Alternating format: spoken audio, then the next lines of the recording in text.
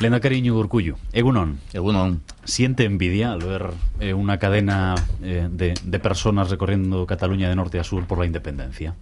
No, siento admiración, una admiración sana, desde el respeto a lo que es la peculiaridad de Cataluña, de la misma manera que creo que hay que insistir en la peculiaridad vasca y en las características de cada una de las dos comunidades dentro de lo que es este Estado autonómico que es el Estado español, que hace tiempo que vengo diciendo que como modelo está en quiebra, pero desde lo que es el respeto más allá de esta arquitectura institucional jurídica del Estado español, desde el respeto a una nación como es la catalana. Cataluña está avanzando sobre todo empujada por la calle. Sin embargo, aquí estos debates se quieren residenciar en el Parlamento. Supongamos que se diera un movimiento popular semejante al de Cataluña, ¿cómo lo gestionaría? Bueno, fíjese que en Cataluña sí es verdad que es una plataforma o es la sociedad en la que se está movilizando también, pero después de que haya habido también en los años anteriores un pronunciamiento del Parlamento catalán en relación al Estatut de Autonomía de Cataluña, una sentencia del Tribunal Constitucional, una situación también de déficit fiscal que afecta muy seriamente a lo que es la gestión económica financiera desde las instituciones catalanas, y todo esto provoca también un malestar frente a lo que es ante lo que es el no respeto a las decisiones del Parlamento de Cataluña, que en su momento en la legislatura española anterior había habido un compromiso del respeto a lo que fuera el pronunciamiento del Parlamento de Cataluña. Bueno, esto es algo que también aquí hemos vivido, en Euskadi hemos vivido incluso también una sentencia contra la ley de consulta que aprobó el propio Parlamento vasco, pero es que Euskadi tiene sus propias peculiaridades, tiene sus propias características, y yo desde el respeto a lo que son las características de una nación como la catalana quiero insistir, reitero, en las características de lo que es Euskadi o de lo que es el pueblo vasco, y en este sentido creo que tenemos trabajos por hacer, como es el de la convivencia política de una manera normalizada, y que en eso tenemos que esforzarnos para también intentar dar cauce a lo que es la expresión de los ciudadanos y ciudadanas vascos, si de la comunidad autónoma del País Vasco, si del pueblo vasco, también será en función de lo que sea esa convivencia normalizada entre los partidos políticos vascos y de lo que planteen también como nuevo estatus. ¿Conviene, por lo tanto, normalizar la convivencia primero antes de concretar, por ejemplo, el proyecto de nuevo estatus? Yo creo que sí, y por eso es por lo que cuando asumí la responsabilidad de ser candidato al Lehendakari y en el debate de investidura el día 12 de diciembre del año pasado, fijé por orden cuáles eran las prioridades que tenía como candidato al Lehendakari y, en el caso de ser elegido, cuáles serían las prioridades como gobierno vasco. Y las prioridades fueron, primero, reactivación económica y generación de empleo; segundo, paz y convivencia; y tercero, estatus de autogobierno.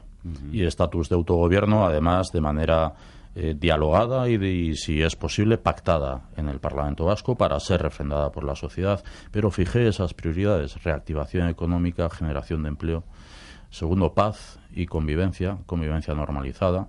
En el ámbito de la paz y de la convivencia yo creo que hay diferentes responsabilidades. Si hablamos de paz, es evidente que hay una responsabilidad casi exclusiva de ETA, y en el ámbito de la convivencia normalizada es también el papel que los partidos políticos y las instituciones y también la sociedad podamos jugar.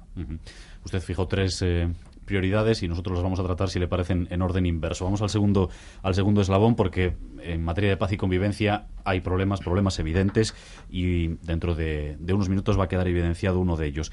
¿Qué supone para la ponencia de paz el abandono, aunque sea temporal, del Partido Socialista de Euskadi?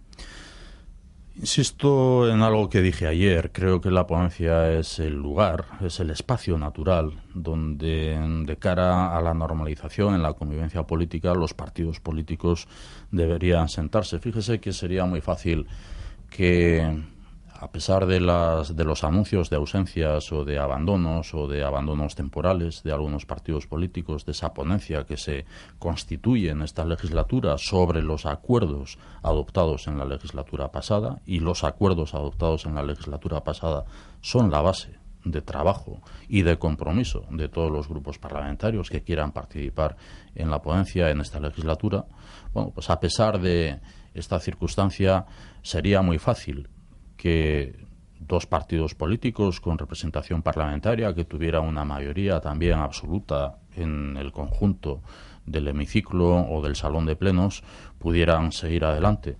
Pero eso sería tanto como seguir construyendo Euskadi en base a trincheras. Y yo creo, como gobierno por lo menos, y creo que también el Partido Nacionalista Vasco tiene muy claro que no se puede construir Euskadi a base de trincheras, por mucho que los números puedan dar.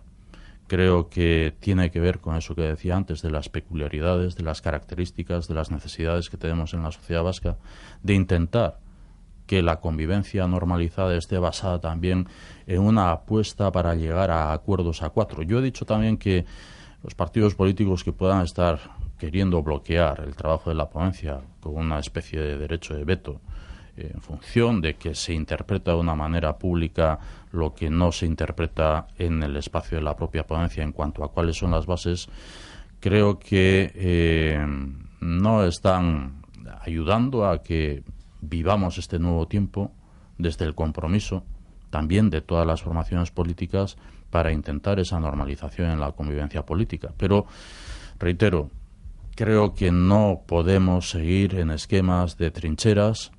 No es voluntad del Gobierno, y desde luego lo que pueda aportar el Gobierno en materia de paz y de convivencia no va a estar basado en trincheras. Creo que el acuerdo no es una premisa básica, sino el acuerdo es algo que hay que conseguir, y que hay que conseguir desde el trabajo de cada uno de los grupos parlamentarios o de cada una de las formaciones políticas o de las instituciones, en este caso desde el Gobierno también, y que en aras a buscar ese acuerdo hay que ir trabajando, pero hay que ponerse a trabajar. ¿Usted entiende las razones de los socialistas? Bueno, la verdad es que antes he comentado también que yo he entendido desde el principio de esta legislatura que al constituirse la ponencia en esta legislatura lo hacía sobre ese llamado suelo ético que fue adquirido como compromiso al constituirse la ponencia en la legislatura pasada. Si esto es así, no entiendo la posición del Partido Socialista, porque existe un compromiso de no tocar ni siquiera una coma, aun cuando en la redacción hubiera incluso defectos ortográficos, de no tocar ni una coma sobre lo que fue el compromiso adquirido en la ponencia en la legislatura anterior. Por lo tanto, será cuestión de que presentes en el trabajo de la ponencia se emplace a quien no estuvo participando en la legislatura pasada, manifieste expresamente su compromiso allí con el suelo ético, que es la base de lo acordado en la legislatura pasada. Lo que sucede es que Euskal Herria Bildu considera que ese suelo ético es, empleemos la expresión típica, un relato parcial, que no contempla todo lo sucedido en el país durante las últimas décadas. ¿Eso es así? O sea, ¿ese suelo ético puede estar sujeto a modificaciones? No, yo creo que el suelo ético es la base por la que se empieza a trabajar. Si la izquierda abertzale entiende que es parcial, muy bien, será discutible, pero lo importante sería que todos los grupos parlamentarios que participan de la ponencia escuchen de la izquierda abertzale en la propia ponencia y no en los medios de comunicación o en el juego mediático, sino en la propia ponencia, que a pesar de que la izquierda abertzale crea que tiene que haber otras interpretaciones, se comprometa con ese suelo ético ya adquirido como compromiso por el Partido Nacionalista Vasco, el Partido Socialista de Euskadi y el Partido Popular. Fíjese que la legislatura pasada costó poner en marcha también esta ponencia. Costó poner en marcha incluso con planteamientos de aplazamientos ante lo que era iniciativa de quien entonces era parlamentaria de Aralar, del Grupo Mixto Aralar, Aintzane Zenarro, aplazamientos solicitados por el Partido Popular, a los que también el Partido Nacionalista Vasco accedió para que se estuviera presente en la ponencia el mayor o la mayor representación del arco parlamentario en aquel momento, y estuvieron Partido Nacionalista Vasco, el Partido Socialista de Euskadi, estuvo Aralar, en la persona de Aintzane Ezenarro, y estuvo el Partido Popular. Creo que hay base suficiente para también apelar al compromiso de la izquierda abertzale en la propia ponencia. En esta reconstrucción de la convivencia en Euskadi, Lehendakari, evidentemente hay una conexión entre esa ponencia parlamentaria y el plan de paz que ustedes han presentado. Si la ponencia encalla, podríamos pensar que va a correr la misma suerte el plan. No, el plan es del gobierno. Y como gobiernos anteriores han tenido su propio plan y han desarrollado su propio plan, sin necesidad de que ese plan estuviera aprobado en el Parlamento Vasco. En todo caso, como Gobierno y como Lehendakari, desde la Secretaría General de Paz y Convivencia, lo hemos dicho en reiteradas ocasiones también, nuestra disposición es abierta. El plan nace en base a 18 iniciativas, de las cuales 12 son seguir avanzando en algunas que ya existían, o en 12 iniciativas que ya se venían trabajando desde legislaturas anteriores, y mirar también al pasado, al presente y al futuro, pero con esa voluntad de acuerdo. Estamos en un periodo en el que también advertimos que íbamos a darnos de plazo la posibilidad de aportación de formaciones políticas y también de agentes sociales. En ese plazo estamos. Nuestra voluntad es también que, recibidas las aportaciones, podamos complementar ese plan de paz que nosotros presentamos el 11 de junio y que en el mes que viene podamos haber incorporado, haber complementado, haber tenido una visión más global, más general de lo que han sido las aportaciones de las diferentes sensibilidades políticas, ideológicas o sociales, pero nosotros vamos a trabajar con un plan de paz y convivencia. Quisiera pedirle que haga usted una especie de vaticinio de lo que puede venir en torno a esto durante los próximos meses, porque llevamos bastantes semanas de silencio por parte de ETA, a pesar de la reclamación constante de desarme o incluso de disolución. El Gobierno central todavía no ha adoptado ninguna medida, al menos de manera pública, en el ámbito penitenciario. Se habla de desarme o de desarme parcial. El Lehendakari, ¿qué expectativas tiene? Pues más que expectativas, yo tengo esperanza y tengo ilusión, además, también, en que pese a todo lo que vivimos en el día a día, y el día a día parece que no avanzamos nada, yo creo que nosotros desde el Gobierno, y yo como Lehendakari he hecho mis planteamientos al propio presidente del Gobierno español en relación a toda esta cuestión, en relación a lo que es la interpretación también de la normalización en la convivencia política en la sociedad vasca, en relación a lo que es también la necesidad de una política penitenciaria diferente. He hecho estas consideraciones también a determinados grupos parlamentarios y pese a que parece que no avanzamos, el tiempo es inexorable. Y en este momento yo creo que tenemos que echar la mirada no a mucho atrás, sino todavía a este mismo verano, y a ver cómo desde lo que es EH Bildu, y no solamente la izquierda abertzale, sino EH Bildu, hemos ido leyendo o escuchando planteamientos de responsables políticos de las formaciones que integran EH Bildu haciendo emplazamientos a ETA en relación a la necesidad de desarme. Hemos visto también en primavera de este año cómo desde la propia izquierda abertzale, desde Sortu, se decía que en otoño pudiera haber movimientos. Bueno, pese a que en el día a día parece que no vemos nada y que el discurso mediático parece que nos lleva otra vez hacia atrás, yo creo que estamos en un tiempo en el que necesariamente tienen que suceder las cosas. O sea que no hay una involución, usted no detecta involución. Bueno, creo que la izquierda abertzale tiene que tener un compromiso sobre ese ámbito de percepción de la sociedad vasca, de que no estemos siempre con lo mismo, no estemos siempre con la disputa de la escenografía, de los carteles, de las pintadas, de determinadas manifestaciones, que nos pueda condicionar en esa interpretación de que estamos en involución. No, yo creo que la izquierda abertzale sabe cuál es el tiempo que tiene que gestionar, y sabe que para mirar al futuro es necesario que ETA termine también con su propia existencia de la manera más ordenada posible, y es lo que nosotros estamos planteando también, un final ordenado de la violencia, entendiendo que, además de lo que es el desarme, tiene que haber también un proceso de reinserción, de resocialización, en base también a la legislación existente en materia de política penitenciaria, pero desde esa vocación de que tiene que haber una sociedad cohesionada. Yo insisto, el día a día parece que nos oculta que realmente estamos ante un tiempo que viene inexorable, desde lo que es la propia necesidad de la izquierda abertzale, desde lo que es la propia realidad de ETA, desde lo que es la propia ansia y anhelo de la mayoría de este pueblo vasco de normalizar la convivencia y también dar pasos a lo que pueda ser esa cohesión, también la normalización de la convivencia política. ¿Este otoño? Yo espero que sí. Nosotros estamos trabajando para ello, desde luego. Está dando una visión, se está mostrando, digamos, optimista, ilusionado. Justamente antes del verano nos decía, el presidente del gobierno me tiene en ascuas. Le ha sacado ya de las ascuas.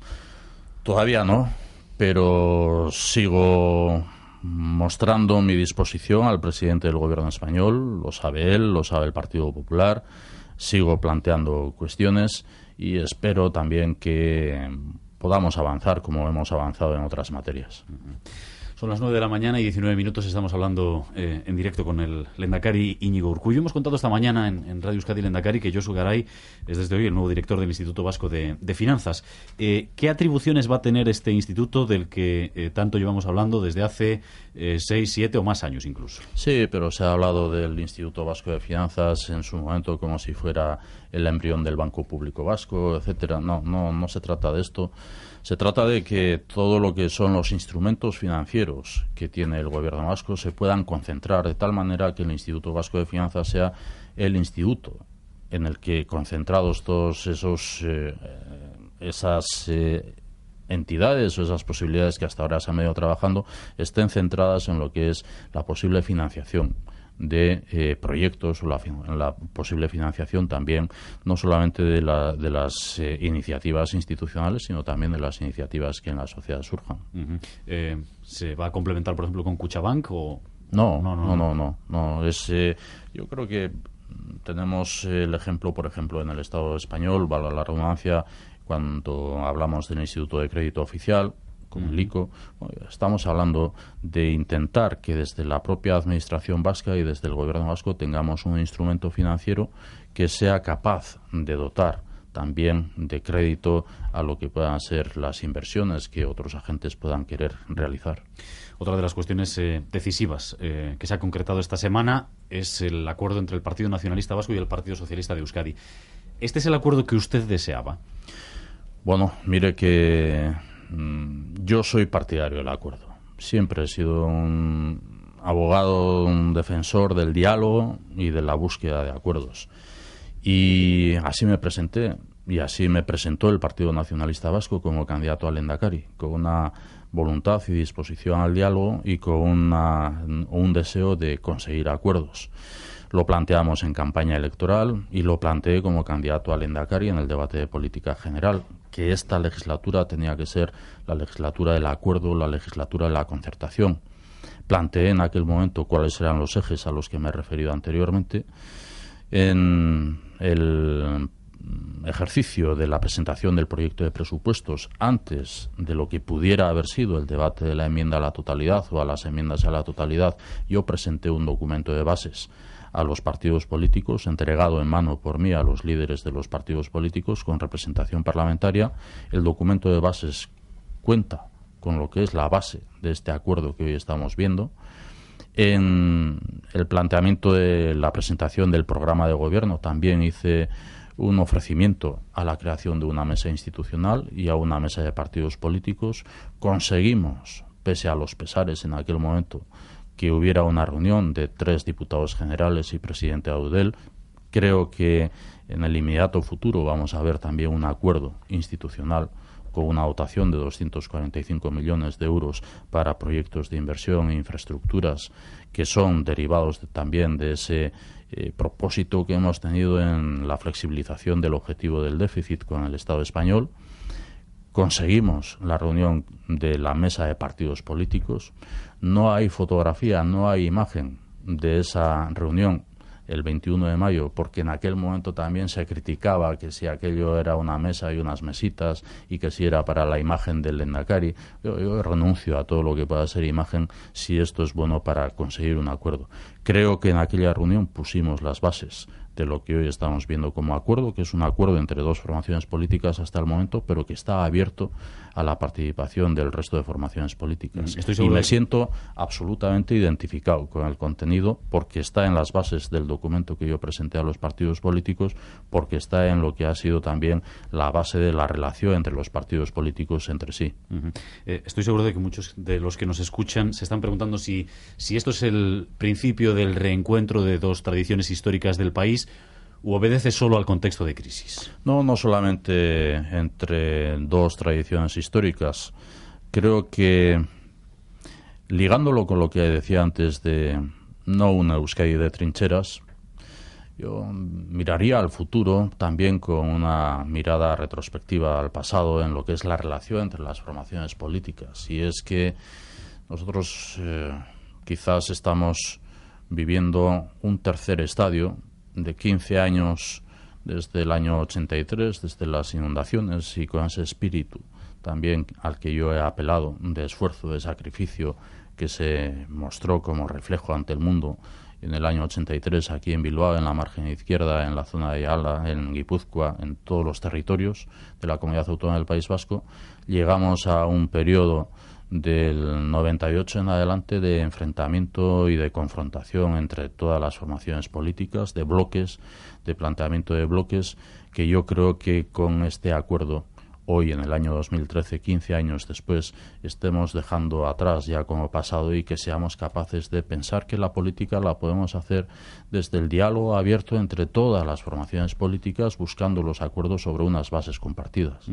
La lógica dice que esto acabará en un pacto de legislatura, como mínimo en un pacto de legislatura. No es un pacto de legislatura, es un acuerdo para la legislatura. Es un acuerdo para la legislatura, pero basado en lo que es la reactivación económica y el empleo, basado en lo que es la fiscalidad, basado también en lo que es el sostenimiento de las políticas públicas sociales en sus servicios esenciales básicos, y basado también en lo que es una interpretación de la arquitectura institucional, en lo que es una racionalización de la administración vasca hasta el momento. Decía usted, no nos interesan las fotos, pero el lunes se va a producir una imagen muy simbólica. Si quiere, ligándolo con esa mirada retrospectiva a los últimos años. Usted como Lehendakari, Andoni Ortúzar como presidente del Euskadi Buru Batzar, Patxi López como secretario general del PSE y antecesor en el cargo.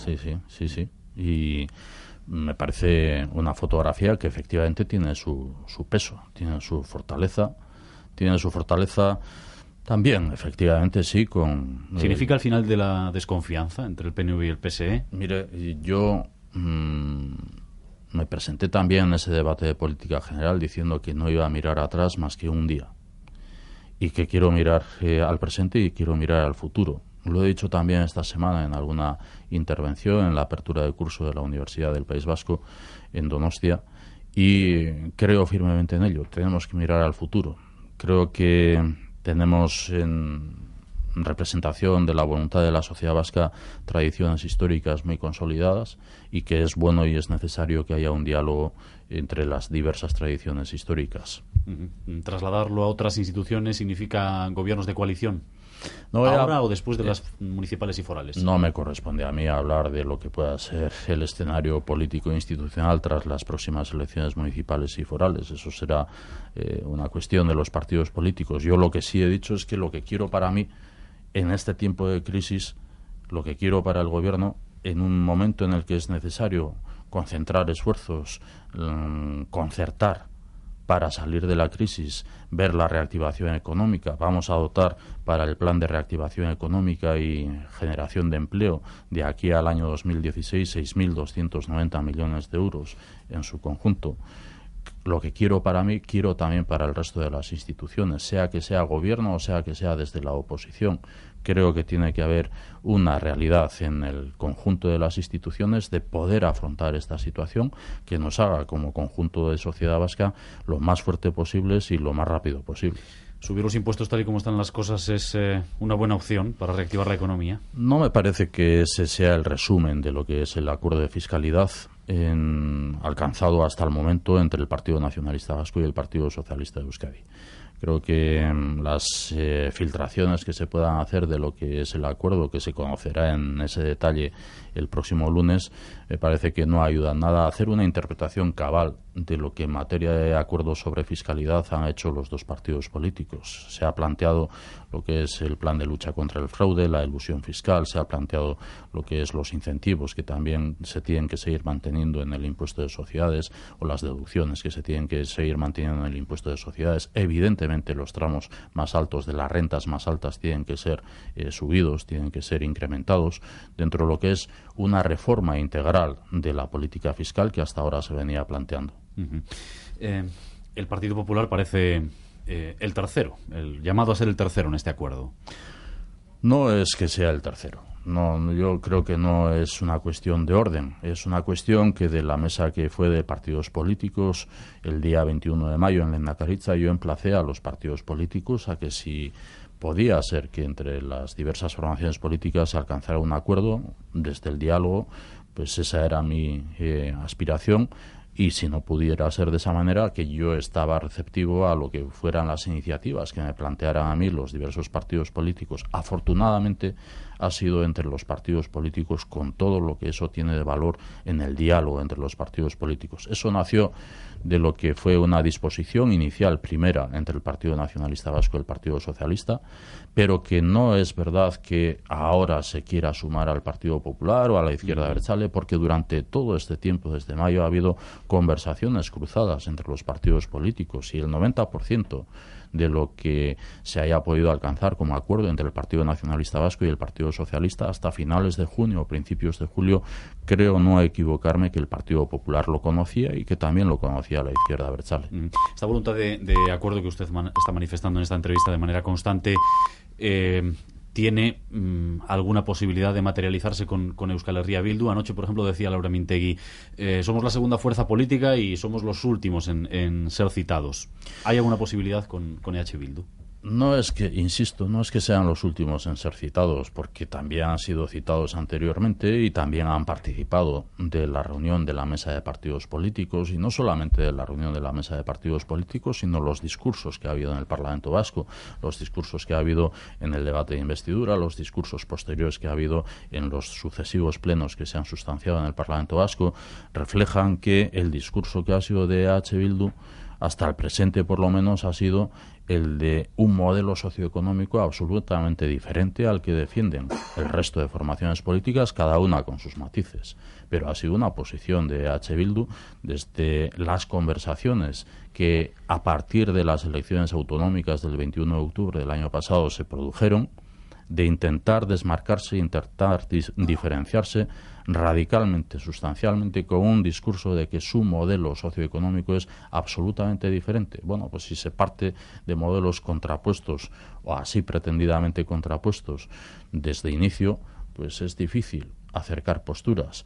Bueno, yo creo que la izquierda abertzale tendrá que hacer su reflexión, no solamente sobre lo que es la reactivación económica o la fiscalidad, también sobre lo que es el sostenimiento de las políticas públicas sociales, desde lo que es la racionalidad, o también lo que es la arquitectura institucional y la racionalización de la propia arquitectura institucional. ¿Le gusta el modelo que está implantando en Guipúzcoa, sus medidas, su actitud en el mayor ejemplo de gobierno que tiene? Bueno, más que gustarme, a mí me preocupa que Bildu está gobernando en la Diputación Foral de Guipúzcoa en minoría.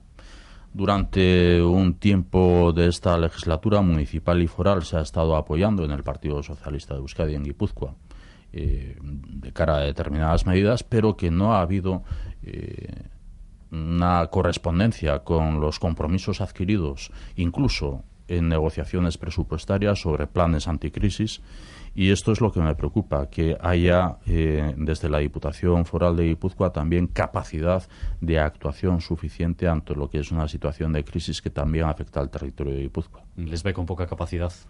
Bueno, yo me guío por lo que veo de los debates en las Juntas Generales del Territorio Histórico de Guipúzcoa, de lo que es la posición también de la oposición, que es mayoritaria frente a lo que es el gobierno de minoría, de manera unida en determinados ámbitos, como es el de la actuación contra la crisis.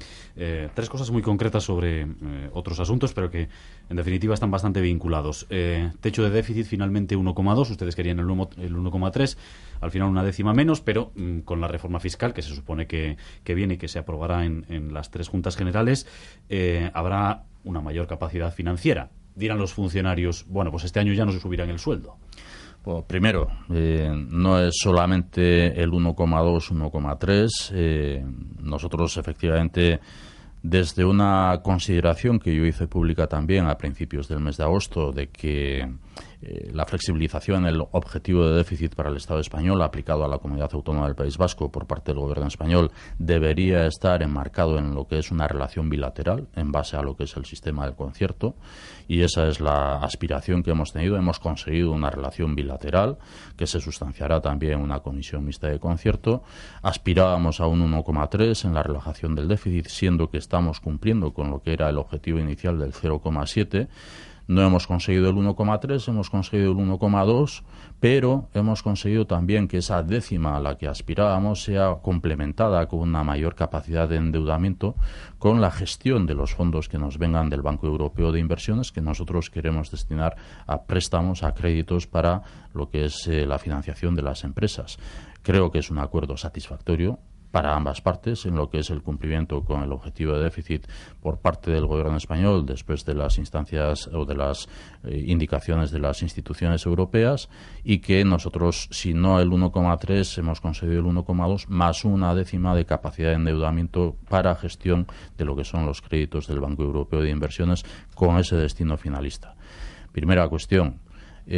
A partir de ahí, pues yo creo que lo importante es que nosotros estemos en ese esfuerzo permanente de la reactivación económica y de la generación de empleo.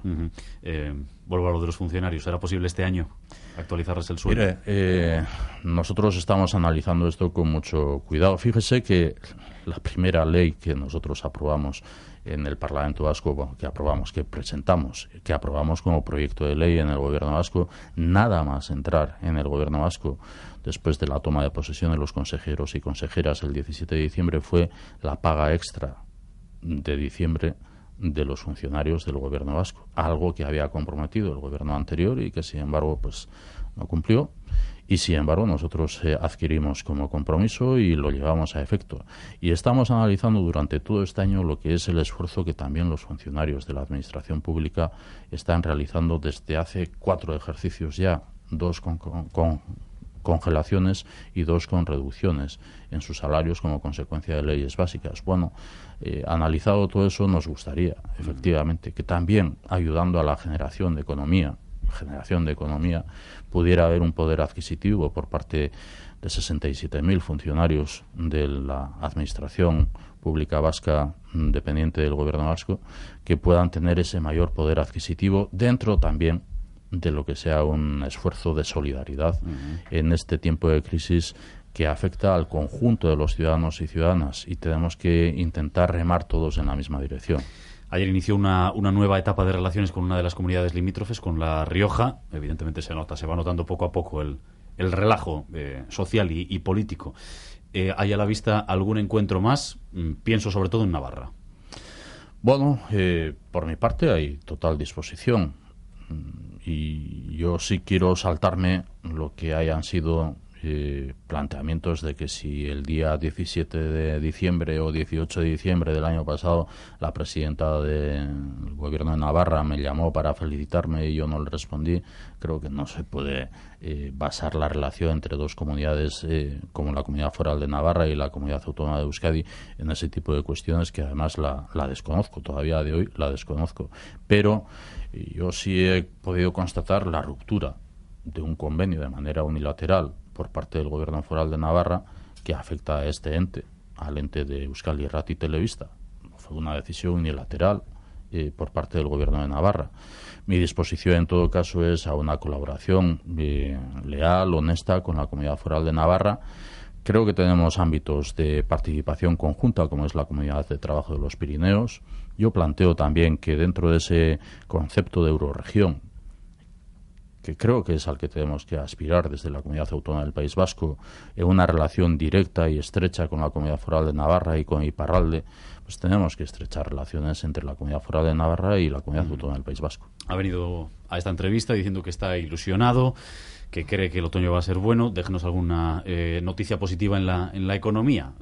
Ha terminado la crisis, se está iniciando la recuperación, va a bajar el paro. Bueno, advertí a finales del año pasado que íbamos a vivir 2 años duros y lo sigo manteniendo, el 2013 y el 2014. Nosotros, a pesar de los acuerdos que hemos alcanzado, tenemos una realidad que es la de los ingresos hasta el presente y que en base a eso tenemos que elaborar, por ejemplo, un proyecto de presupuestos que, si es en base a esos ingresos que hasta ahora son, pues van a ser presupuestos también muy, muy ajustados.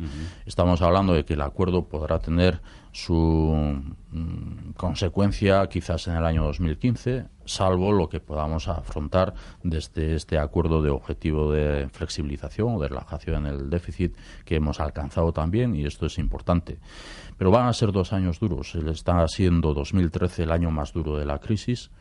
El año 2014 vamos a vivir también con las consecuencias de lo que es la pérdida de puestos de trabajo. Advertimos también que íbamos a perder un 1,9 del PIB. Ojalá que sea menos al final de año lo que perdamos. Que advertimos que íbamos a perder del orden de 20.000 puestos de trabajo. Ojalá que sea alguno menos el que perdamos. He dicho en el mes de agosto que estamos conteniendo las aguas de la crisis. Alguien ha pretendido hacer de eso una lectura absolutamente optimista, ligándolo con discursos anteriores que en otros ámbitos hemos conocido como de los brotes verdes. Yo lo que sí estoy diciendo es que parece que estamos tocando fondo de la crisis, pero que estamos alerta. Estamos alerta ante los vaivenes que se dan en el contexto mundial y particularmente en el contexto europeo, de los frenazos que puedan tener los países exportadores o los países importadores de lo que nosotros exportamos, de lo que nuestras empresas exportan, Francia, Alemania, etcétera, lo que pueda suceder en la crisis del Oriente Medio o el Oriente Próximo, con lo que está sucediendo también en Siria y con lo que pueda suceder también para el precio del petróleo. Todo esto nos lleva a interpretar la economía y la evolución económica con mucha cautela, con mucha prudencia, desde esa consideración de que 2013 está siendo el año más duro de la crisis, 2014 va a ser un año difícil también como consecuencia de todo esto también en que no se genera empleo. Yo aspiro a que lo que pueda ser una reactivación económica sea en un crecimiento suficiente como para generar empleo, y en eso estamos empeñados y para eso vamos a trabajar. Espero que a partir de mediados del año que viene podamos hablar en otro tono. Ojalá. Lehendakari, gracias. Eskerrik asko. Es horror a ti. 9:40.